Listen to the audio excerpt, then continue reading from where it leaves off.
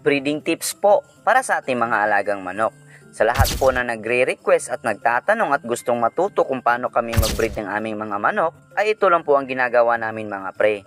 Disclaimer lang po, lahat po ng binabahagi naming kaalaman ay based on our own experience and knowledge lamang po. May kanya-kanya po tayong diskarte at paraan. Unang-una namin ginagawa mga pre is priming. Ang unang ginagawa sa priming is purga gamit itong Raptor dewormer. Kinabukasan paligo gamit itong Triple X shampoo para matanggal ang mga external parasites katulad ng mite sa ating mga alagang manok. Day 3 pagkatapos ng paligo ay bacterial flushing gamit itong Premoxil. Tapos magbigay ng magandang patuka. After a week, observe nyo po pag maganda ang katawan ay pwede na pong isalang sa breeding. At weekly nagbibigay po kami ng Vitamin Pro 357 sa inahin at El Toro naman po sa ganador.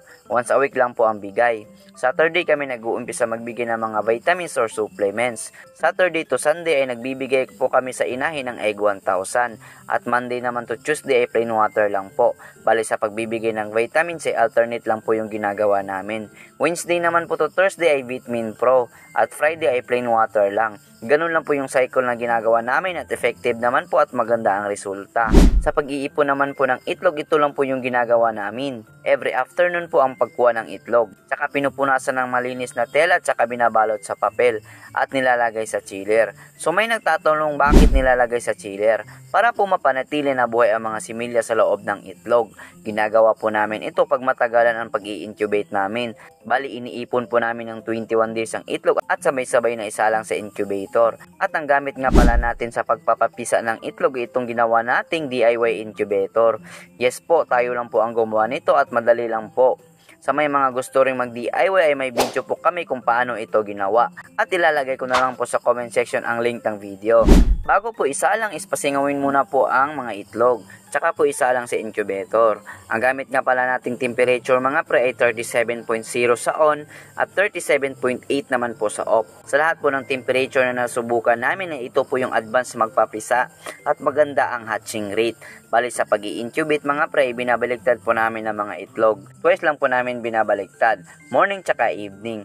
Day 18, nag-i-spray po kami ng malinis na tubig para lumambot ang shell ng itlog para hindi sila mahirapan sa paglabas at hindi na rin po namin binabaliktad ang mga itlog. After 21 days, hatch day, ito po yung pinaka-crucial na part na dapat alam mo ang gagawin. Brooding stage. Day old to week old, ito po yung guide namin. Pagkalipat sa brooder ay nagbibigay kami ng malinis na tubig na may asukal. Ano po ang purpose ng tubig na may asukal? Anti-stress at energizer na rin sa mga sisiw. Hindi muna po kami nagbibigay ng vitamin sa mga bagong pisa dahil may natural immunity po ang mga sisiw.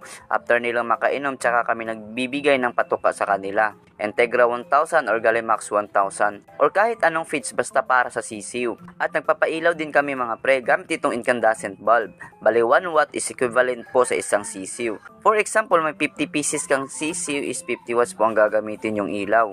Dahil po kailangan ng sisiw ng sapat na init para hindi sila magka-cold stress na nagiging sanhi ng kanilang mortality. At pwede ka rin maglagay ng beddings katulad ng rice hull, natural source of heat po para sa mga sisiw at para na rin makaiwas sa amoy. Make sure din po na malinis ang brooder para hindi sila magkasakit. Day 3 ay nagbibigay na po kami ng vitamins sa kanila. Vitamin Pro, anti-stress at immunity enhancer para matibay ang sisiw. Hapon po kami nagbibigay at plain water naman po sa umaga. Day 7, change beddings at binubuksan na po namin ang isang brooder. Dapat po ay mahulog na po ang kanilang ipot para makaiwas sa sakit na coccidiosis, sani ng maruming brooder. Bago namin buksan ang isang brooder ay nag-pre-prevention muna kami mga pre. Gamit itong Premoxil, pangontra sa lagnat at sipon sa mga sisiw. Hapon din po kami nagbibigay at plain water naman po sa umaga. 3 days straight po ang pagbibigay. Pagkatapos ay 3 days din po yung plain water. Bali, yun lang po ang sistema na ginagawa namin. Based on our own experience ay effective naman po at maganda ang resulta. Sana may natutunan kayo mga pre kahit papaano. Para po sa anumang tanong ay mag-comment lamang po kayo at aming sasagutin. Yun lang po muna. Follow, like, and share for more mga pre. Salamat!